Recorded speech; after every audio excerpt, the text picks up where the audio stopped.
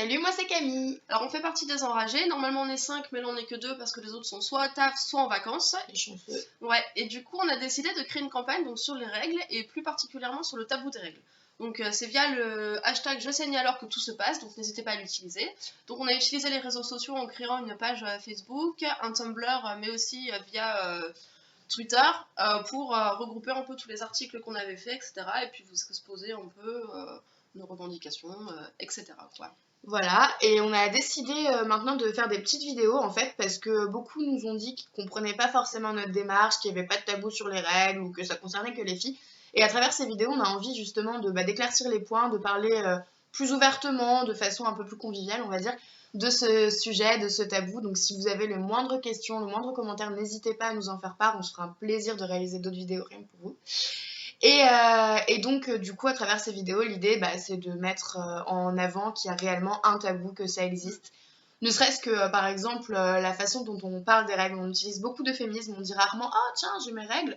On va dire « J'ai mes ragnagnas ». Ouais, dans le Nord, c'est très répandu. Je connaissais pas du tout avant.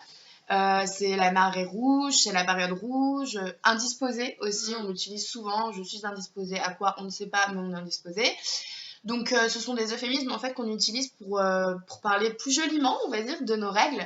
C'est l'émission que je vous conseille de voir de Mademoiselle qu'ils ont réalisée, qui relève les 70 expressions qu'on utilise en France pour parler des règles. Énorme. C'est énorme, 70, c'est énorme. Donc tout ça pour parler tout simplement de nos règles. Donc voilà.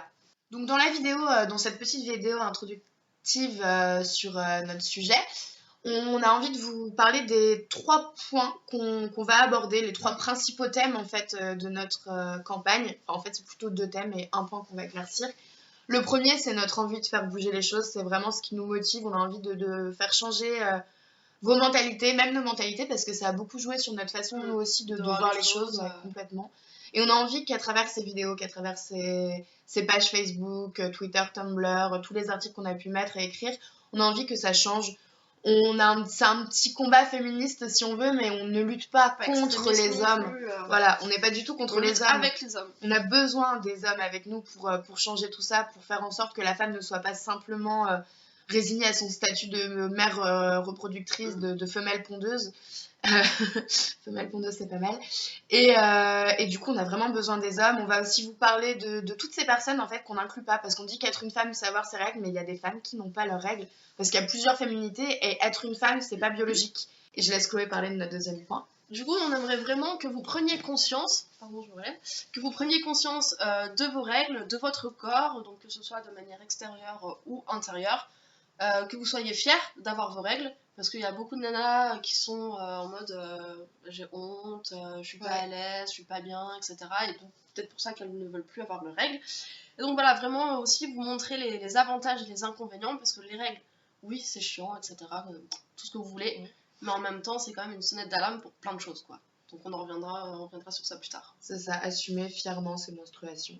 Et puis le troisième point, donc du coup, c'est pas forcément nos revendications, mais c'est plus histoire d'éclaircir aussi, c'est que sur nos pages Facebook, notre page Facebook, Tumblr, Twitter, on a fait des articles qui parlaient du Kenya, de la façon dont les femmes étaient considérées quand elles avaient leurs règles. Pareil pour la religion musulmane, on parlait de femmes impures, de femmes qui étaient écartées lorsqu'elles avaient leurs règles. Il s'agit pas là du tout de faire le procès d'une civilisation, d'une culture ou d'une religion. En fait, c'est juste de parler de faits, d'informer, c'est ça. Il n'y a pas du tout de regard accusateur ou choqué par rapport à ça.